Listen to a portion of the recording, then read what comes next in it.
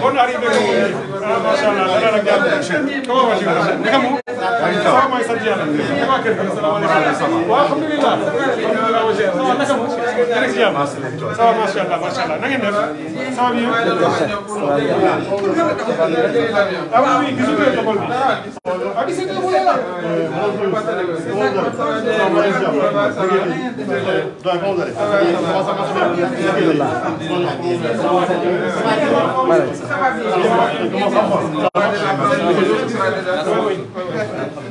Comment ça va? Ça va bien. Ça va bien. Voilà. Comment tu vas? Ça va bien?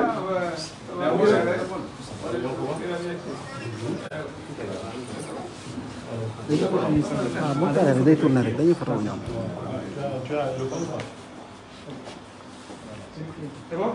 Parfait. Merci. Voilà. Voilà.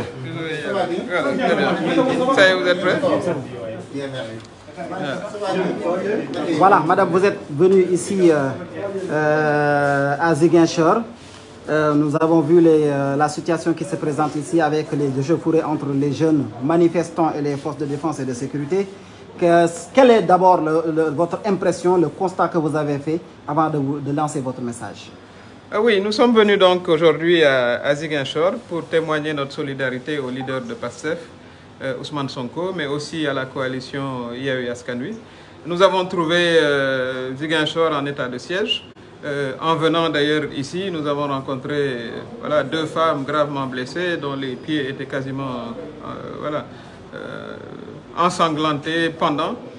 C'est dire que nous avons vu les conséquences un peu de tous ces affrontements. Et voilà, nous lançons un appel encore une fois au président Macky Sall. La responsabilité de la paix dans ce pays est entre ses mains. Parce que toute cette tension, en fait, l'origine, c'est sa volonté d'avoir un troisième mandat qui n'est pas acceptable, ni moralement, parce qu'il a dit partout que c'était son dernier mandat, et inacceptable selon les dispositions de la Constitution qui est très claire. Aujourd'hui, nous avons une ville assiégée, et les jeunes qui également font face et protègent, disons, leur leader.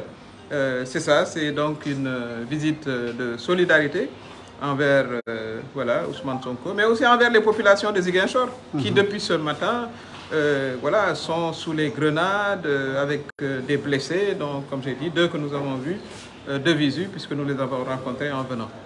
C'était ça le sens de notre visite. Au moment où l'on parle de dialogue, l'on voit qu'ici à Ziguinchor, c'est tout le contraire. Mais quelle lecture en faites-vous? Peut-on parler de dialogue dans ces situations pareilles? Mais bien sûr, quel dialogue? Vous allez dialoguer sous les grenades, sous les pierres, avec des blessés qu'on transporte. Le président Macky Sall sait ce qu'il doit faire pour que la paix revienne dans ce pays, à Ziguinchor et sur l'ensemble du pays. Parce que ce que j'ai vu à Ziguinchor, si on y prête garde, ça va s'étendre sur l'ensemble du pays. Il doit déclarer sans délai qu'il ne fera pas de troisième mandat. Il doit arrêter de pourchasser les opposants en utilisant tous les moyens. Moi-même, mon mandat de député m'a été arraché.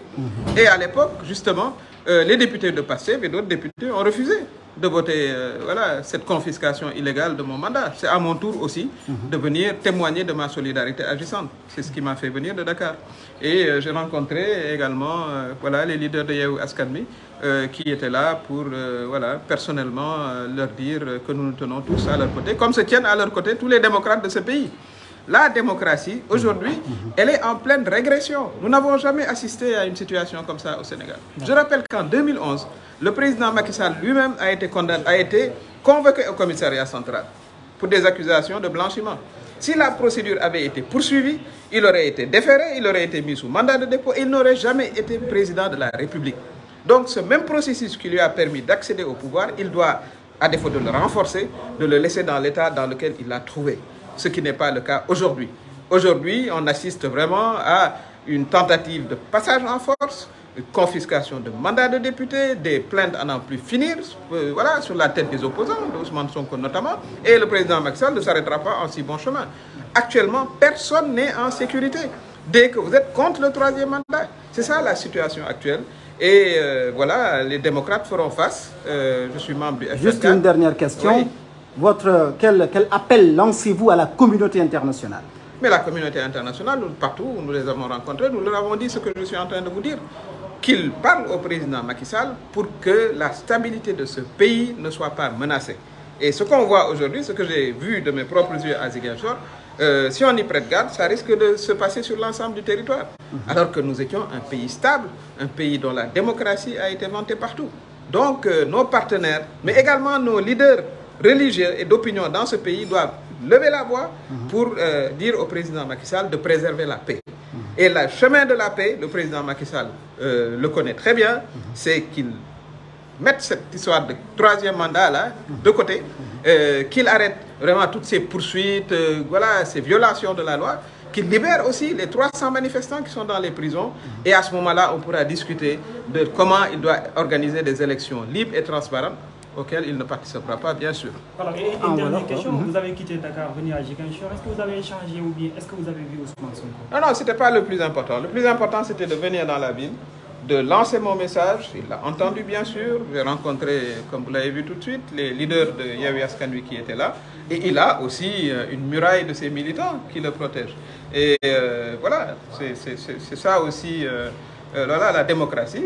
J'ai eu à bénéficier de leur solidarité quand j'étais à l'Assemblée nationale et c'est à mon tour aussi de venir voilà, manifester cette même solidarité aux côtés de Ousmane Sonko, de Pastef et de Yewwi. En wolof rek ñu boo ko résumé lépp ci wolof rek. waaw ñu ngi tey ñëw fii ci Ziguinchor ñëw wane si suñu solidarité jëmale ko ci Ousmane Sonko bi nga xam ne moo jiite Pastef ak ci Yewwi Askan Wi seen ay responsable ñu ngi fi woon saafonteeg ñoom wax leen ne vraiment jóge nañu Ndakaaru ba fii pour bokk ak ñoom xat-xat bi nga xam ne ci la ñu nekk. Man ba ma nekkee Assemblée nationale président Macky Sall di foqati sama mandat voilà ñoom it waroon nañ ma solidarité avant loolu sax ba noppi bañ a wote loolu. kon nag as gor aussi da ngay delloo teranga kon loolu it bokk na ci suñuy tànk. fekk nañ Ziguinchor nag ci situation bu doy waar. bi ñuy ñëw fii ngeen may interviewé daje nañoo ak ñaari soxna ñoo xam ne daanaka seen tànk yi dagg na. ñi ma àndaloon ñëpp fekkee nañu ko ñu jëm ñuy gàdd yóbbu leen hôpital. xale yi nag ñu ngi taxaw aussi parce que injustice nag nit ñi aussi duñu ko nangu. voilà parce que li nga xam ne moom la ñu gis tey mooy président Macky Sall ci bëgg-bëggam mu troisième mandat bi nga xam ne waru ko def ndax waxante woon na ko ak askan bi tey jaral na ko lu ne.